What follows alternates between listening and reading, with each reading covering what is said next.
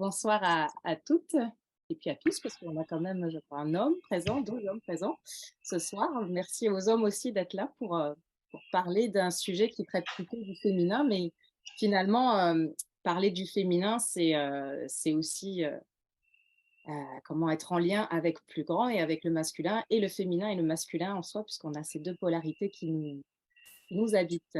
Alors je vais désactiver les micros, de chaque personne comme ça, voilà. Comme ça, il y aura pas d'interférence au niveau du son. Hem, Déjà, je suis heureuse de vous accueillir dans cette vidéoconférence sur la pratique de l'œuvre de Yoni. Vous me connaissez peut-être pas ou alors vous avez, peut-être lu un petit peu sur moi par rapport à la newsletter qui est passée ou sur mon site internet.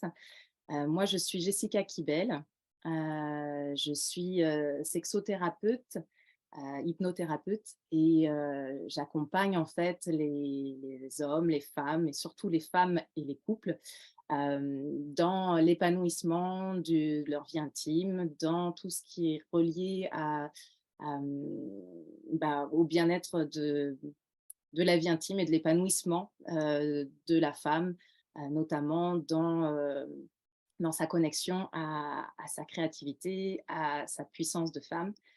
Et j'ai plusieurs, on va dire, outils ou activités, donc la thérapie, mais aussi la danse. Et j'anime des ateliers de chakra danse, de danse thérapie, qui permettent aussi d'aller explorer nos dimensions à travers le mouvement libre et spontané.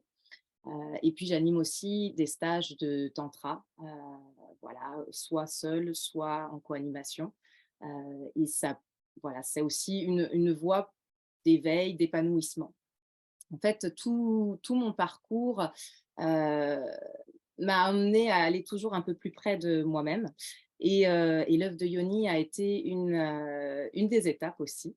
Alors, alors c'est aussi pour ça que j'avais envie d'en parler, ce soir et que plus de personnes puissent découvrir cette pratique, plus de femmes puissent, découvrir cette pratique parce que je trouve qu'elle elle a tellement de bénéfices pour le bien-être et la santé de la femme que, ça devrait être quelque chose qui, dès notre plus jeune âge en tant que femme, dès l'adolescence, nous permettrait de nous relier à cette partie de nous et à notre féminité et à tout notre potentiel de femme pour déjà se sentir bien dans notre corps, dans notre esprit, mais aussi en bonne santé, puis de garder une forme de bien-être et de longévité, et voilà, qui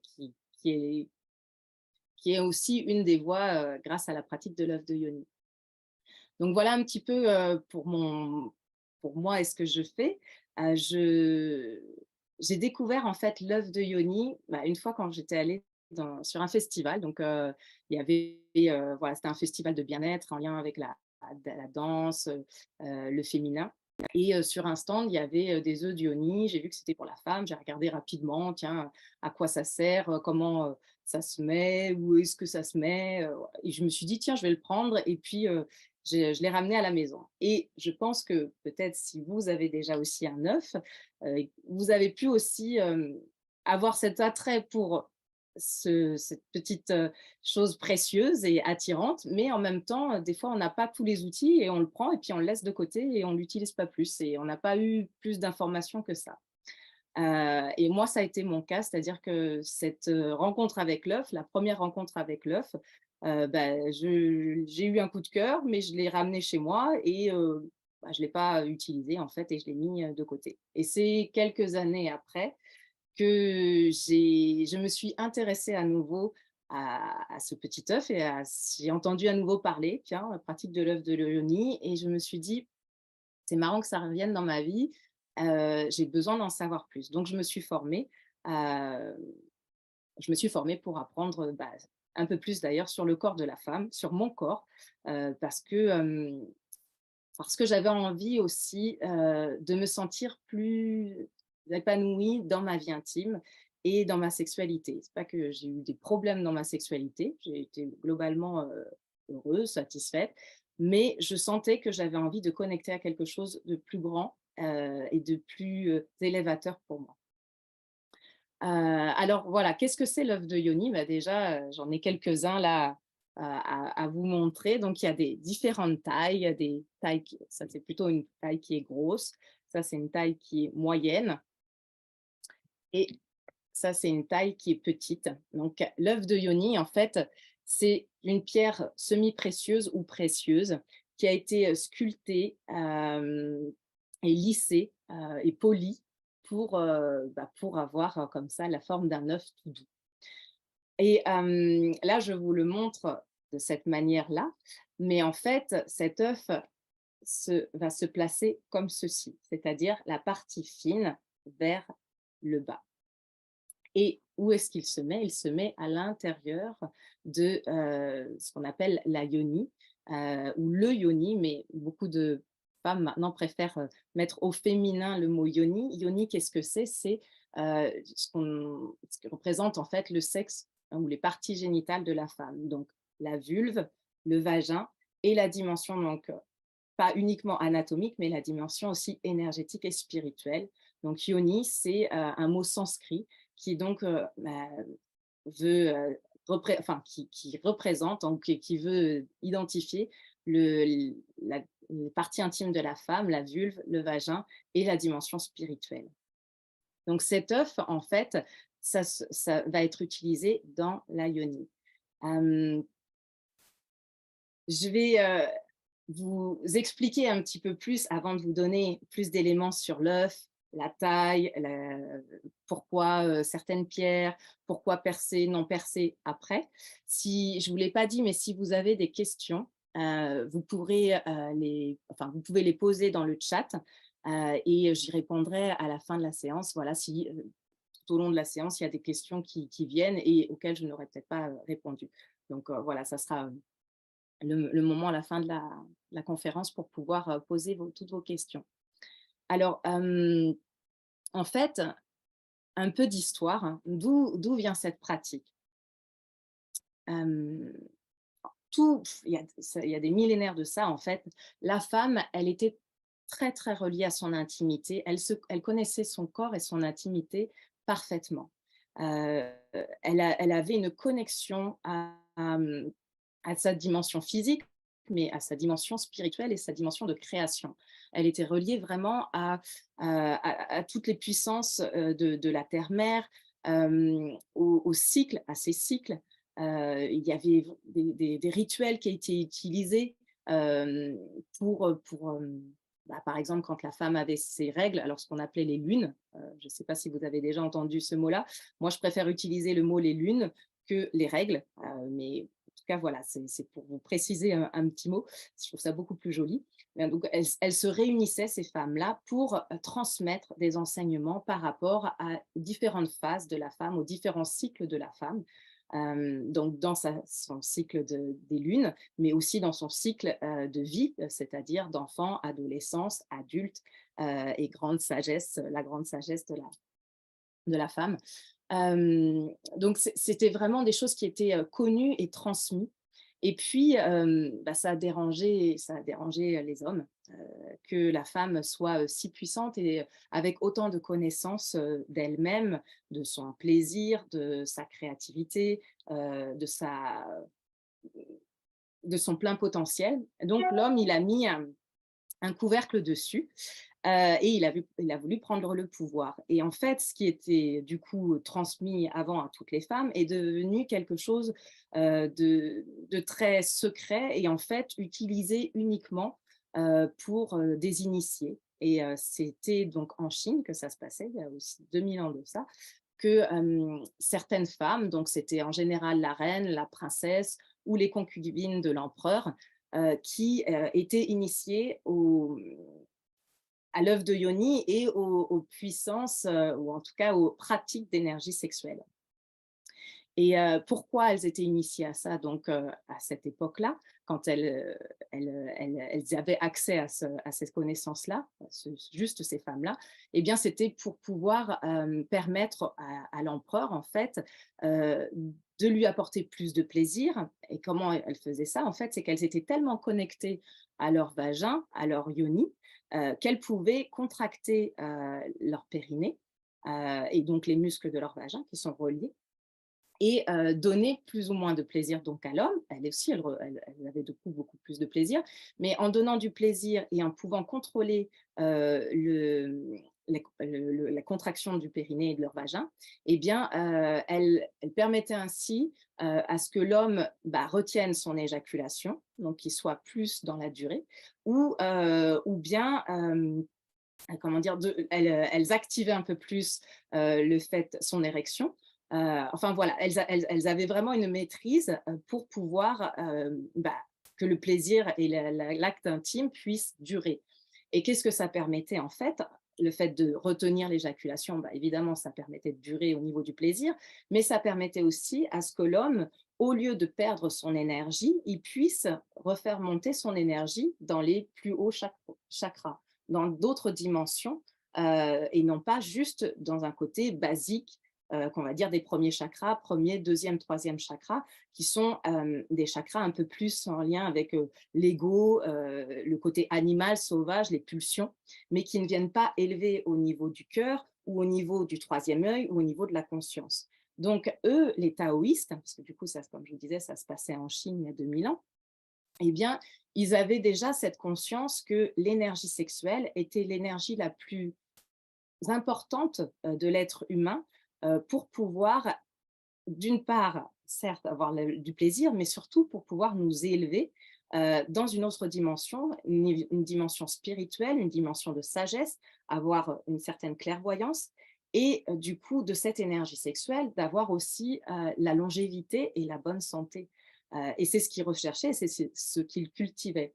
Donc, ces femmes qui étaient initiées à cette pratique, eh bien, en fait, elles permettaient donc à l'empereur de lui faire monter cette énergie sexuelle dans le cœur, mais aussi dans la conscience pour que ses actions soient plus justes et pour pouvoir tenir le pays, enfin voilà, et faire une décision qui soit bonne pour tout le monde.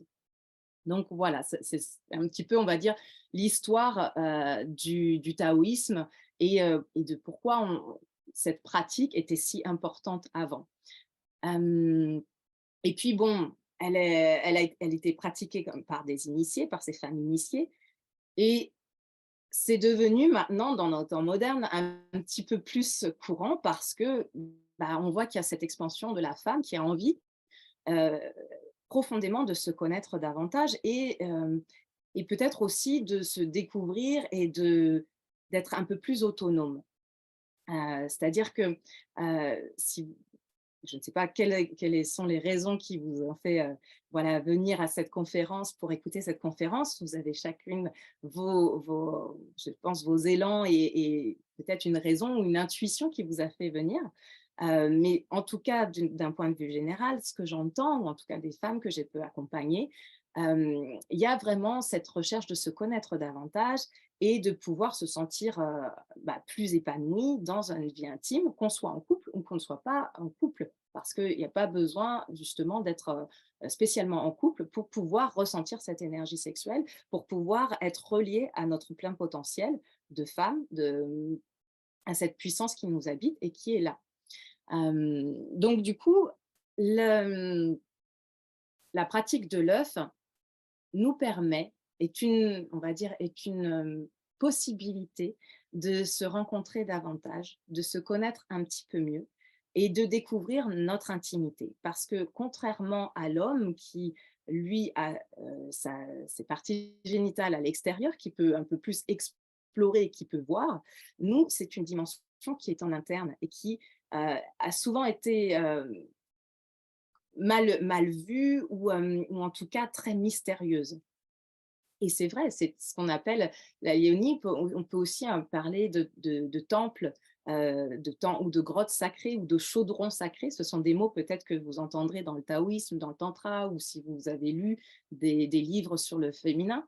Parce qu'en fait, c'est vraiment une dimension où on se relie à toute la matrice, en fait. On a toutes les connaissances qui sont dans cet espace de notre corps. Mais quand on parle de toutes ces connaissances, euh, dans nos cellules qui habitent notre corps et qui peut donner la vie, donc soit on voit cette dimension de pouvoir enfanter, mais au-delà d'enfanter un enfant, on enfante des projets et on a la matrice, on a la terre-mère qui est reliée à cette dimension de notre corps. Et toutes ces connaissances, en fait, il y a du bon et il peut y avoir aussi du moins bon parce que ça nous a été transmis de génération en génération et on a beaucoup souffert, nous, en tant que femmes, euh, dans notre sexualité. On a été brimés, on a été utilisés, on a vécu des violences et encore aujourd'hui. Et tout ça, ça s'est transmis et ça habite une partie de nous, ça habite notre intériorité. Et qu'on le veuille ou non, si on ne fait pas un travail sur notre féminin et notre intime, eh bien, on ne peut pas être complètement épanoui et vivre en se sentant libre et en se sentant relié à sa pleine puissance. Donc, pour moi, c'est vraiment aussi pourquoi je transmets cela et pourquoi j'ai tellement à cœur de parler de l'intimité et de pouvoir un peu plus permettre peut-être aux femmes de se connaître davantage et de ne pas avoir honte ou soit de poser des questions, soit de se découvrir, soit d'essayer de se connaître, de trouver comment se relier à elle-même. Eh bien, parce que je trouve que si on ne va pas à la rencontre de soi-même, c'est très dur que dans la rencontre à l'autre, ça puisse se faire de manière harmonieuse. On ne peut pas demander à ce que l'homme nous connaisse si nous-mêmes, on ne se connaît pas. Et là, je parle de relations homme-femme, mais ça pourrait être de deux femmes ensemble. C'est pas parce qu'elles sont femmes qu'elles vont pouvoir se connaître. Il y a d'abord à s'explorer soi-même. Il y a d'abord à se rencontrer soi-même. Et pour moi, la première, enfin, en tout cas, peut-être pas la première, mais une des possibilités de se rencontrer et avec son intimité, c'est aussi grâce à l'œuvre de Jung. Alors, pourquoi donc utiliser l'œuvre de Yoni? Déjà, pour aller dans cette dimension de la connexion à soi et à cette partie de nous. Mais au-delà de ça, c'est aussi d'un point de vue, on va dire, très basique, anatomique. On voit bien que quand on prend de l'âge, nos muscles deviennent aussi un peu plus flasques, notre peau se transforme. Voilà. Et pour avoir de la vitalité, il y a besoin de faire soit des pratiques du sport ou faire attention à sa santé. Alors, c'est bien de le faire en extérieur, mais une des bases pour être en bonne santé et d'avoir de la vitalité, eh bien, c'est de muscler aussi son périnée. Muscler tous les muscles qui maintiennent en fait le périnée, c'est un petit peu comme un hamac qui va tenir les organes et les viscères. Et avec l'âge, alors si en plus la femme a eu des enfants et puis elle en a eu plusieurs, voilà, et puis qu'elle n'a pas trop fait de sport qui puisse faire contracter et muscler le périnée, eh bien ça s'affaisse. Et donc du coup, il y a des conséquences au fait qu'il y ait cet affaissement et des conséquences qui sont quand même assez désagréables. Il peut y avoir des fuites urinaires, des descentes d'organes. Il peut y avoir le fait aussi qu'il n'y ait plus de sensibilité au niveau du vagin. Donc, s'il y a une pénétration, eh bien, la femme peut ne plus avoir vraiment de sensation et donc de plaisir.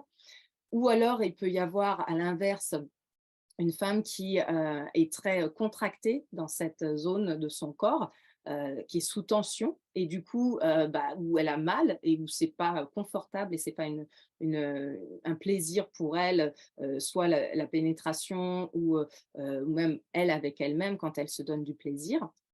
Donc, c'est aussi, il peut y avoir aussi avec l'âge ou parce qu'il y a eu des problèmes dans sa vie ou des chocs émotionnels, le fait que, par exemple, il n'y ait plus de lubrification ou à certaines périodes de sa vie, ça peut être une jeune fille quand elle va avoir ses règles ou même tout au long, je connais des femmes qui ont souffert de leur lune, enfin de leurs règles, qui ont eu des douleurs toute leur vie. Ça vient aussi voilà, être une possibilité grâce à l'œuvre d'avoir plus de, comment dire, de réguler, on va dire, le cycle et d'avoir moins de problèmes au niveau des menstruations. Quand on arrive à la ménopause, c'est pareil, tout ce qui est en lien avec les bouffées de chaleur et la perte de lubrification ou la perte de désir, eh bien, ça vient aussi permettre de réguler grâce à l'œuf. Donc, en fait, d'un point de vue déjà anatomique, c'est énorme tout ce que ça peut faire pour justement maintenir au niveau du plancher pelvien et de continuer à muscler ce périnée. Euh, c'est vrai que on ne parle pas assez de cette partie de notre corps, mais en connectant et en travaillant, ou en tout cas en ayant comme des rituels avec nous-mêmes, avec notre yoni, et en faisant des exercices, soit avec l'œuf, soit déjà en faisant des contractions naturellement, parce qu'on peut être assise voilà, à son bureau ou dans les transports ou dans la voiture, et on peut très bien faire ses contractions au niveau du périnée et de son vagin.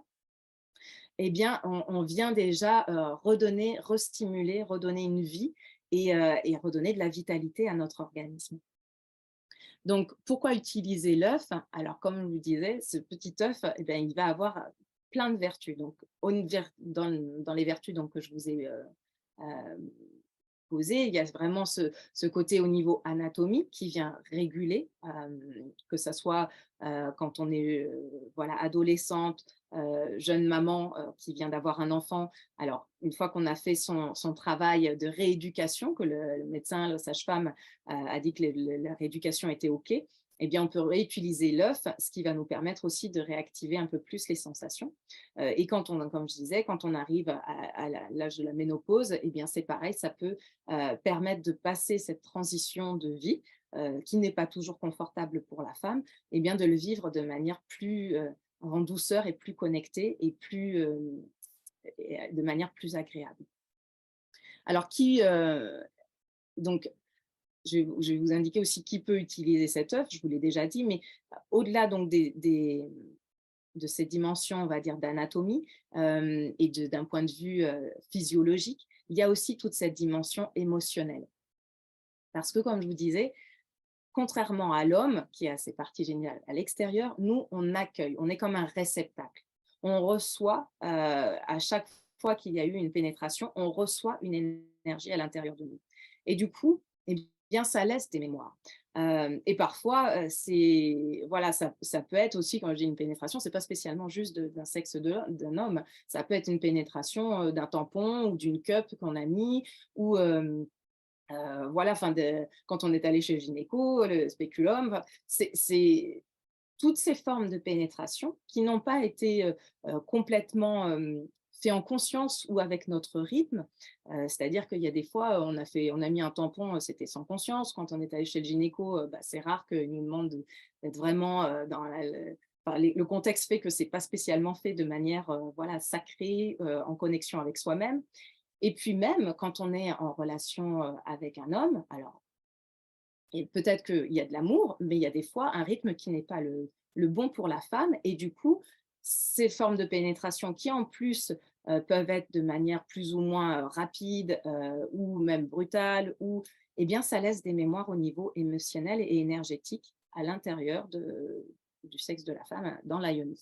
Et c'est pareil, il y a peut-être des méditations qui peuvent aider à nettoyer, il y a peut-être un travail énergétique, et c'est d'ailleurs ce qu'on fait avec l'œuf, c'est-à-dire qu'il y a, ça va être toute une évolution, mais l'œuf va permettre de nettoyer aussi toutes ces mémoires qui sont engrammées à l'intérieur.